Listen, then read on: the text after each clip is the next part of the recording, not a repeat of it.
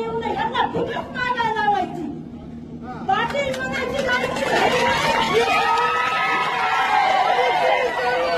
पाटील म्हणून घ्यायची इच्छाच राहिली नाही त्यांची. पाटील कुणाला म्हणायचं जी आपल्या स्वतःच्या जीवावर जगतो त्याला म्हणायचं पाटील आणि दुसऱ्याला भिकाऱ्या